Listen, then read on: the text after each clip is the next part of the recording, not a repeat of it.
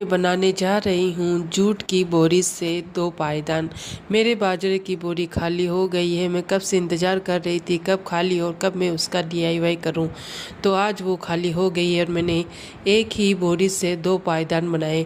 इसके आपको तो पता ही है कि उसके 2 हिस्से होते हैं बोरी के। तो मैंने एक हिस्से को आधा आधा काट लिया और अपने पायदान के हिसाब से मैंने उसको काट लिया। अब काटने के बाद मैंने एक हिस्से के छोटे छोटे टुकड़े कर लिए और मैं इंच टेप से नहीं लिए, मैंने 5-5 उंगलियां रखकर, जिसे हम कहते हैं 5 आंगल, इस तरह से मैंने उस 5-5 आंगल की पट्टियां काट ली है। और फिर मैंने उनके एक टी शर्ट था फटा हुआ, उसको मैंने उसके चारों तरफ सिल दिया था जिससे कि वो उसके धागे ना निकले। और अब मैं शुरू हो गई हूँ अपना पायदान बनाने के लिए। पहले तो मैंने एक पायदान पर वो पट्टियाँ इस तरह से रखी, एक के ऊपर एक रख के मैंने उसको जमा दिया। जमाने के बाद में उसके धागे निकालना बहुत ही बड़ा मुश्किल काम था। मुझे आज पूरा दिन लग गया उस पायदान को बनाने में, क्योंकि ये इतना आसान भी नहीं है। लेकिन फिर भी चलो मैंने जैसे तैसे बना ही लिया। बनाना तो पड़ा, लेकिन मेरा जी जानता है मैंने कैसे बनाया इसको। बनाने के बाद में मैंने धागे एक एक धागा लगा दिया है सारी पट्टियों के ऊपर। धागा लगाने के बाद में मैं इसके धागे निकालने शुरू हो गई हूँ।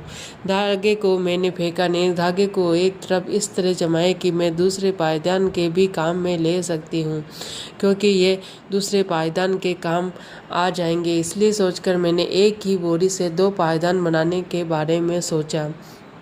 तो मैंने धागे को बराबर बराबर में जमा दिया है और मैं दूसरे पायदान पर इसको रखकर फिर टाँके लगा दूंगी।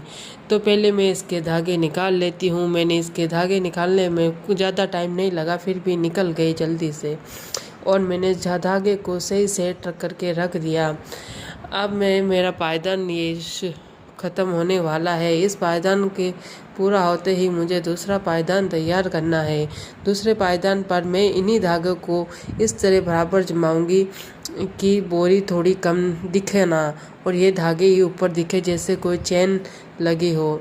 तो ये पायदान पूरा होने के बाद में मैंने दूसरे पायदान पर शुरू हो गई हूँ। उन धागों को मैंने बराबर बराबर में जमा दिया है और फिर बीच में मैंने 4-5 टाँके लगा दिए हैं ताकि ये धागे निकले नहीं। मैंने पहले बीच में काटने की सोचा, लेकिन फिर मैं रुक गई, नहीं इनको काटना नहीं है, कुछ अलग तरीके से बनाते हैं। तो फिर मैंने एक 4-5 धागे लगा दिए हैं सिलाई मशीन से।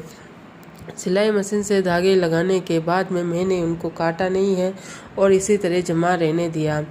जमाने के बाद में मैंने उनको जो बाहर धागे आ रहे हैं उनको धीरे धीरे काट लेना है, जो बाहर दिखे नहीं हो, हमारा पायदान भी अच्छा लगे। तो आप कमेंट में मुझे ज़रूर बताना कि हमारा पायदान कैसे लगा।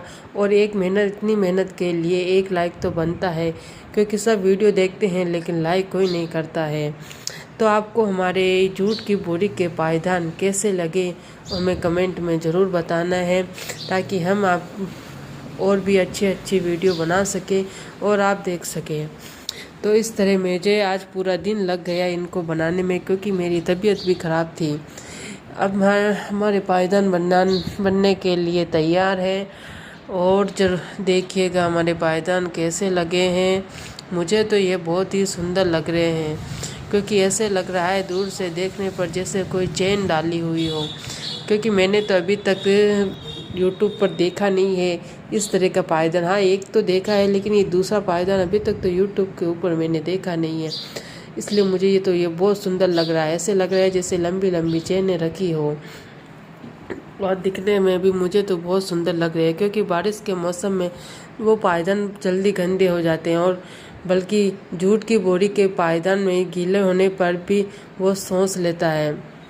इसलिए मुझे बोरी के पायदान ही बहुत अच्छे लगते हैं। अगली बार भी मैं ऐसे ही जूट की बोरी से कुछ अच्छा पायदान बनाऊंगी, वो भी 2 तरह के अलग अलग डिजाइन से, कुछ हटके बनाना है। इसलिए हमारे पायदान आपको कैसे लगे प्लीज़ कमेंट में ज़रूर बताइएगा।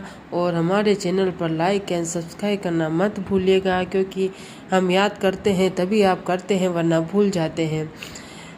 प्लीज़ आपका एक लाइक ही हमें आगे बढ़ाता है। हमारे वीडियो पर लाइक ज़रूर करें। Bye bye. बनाने जा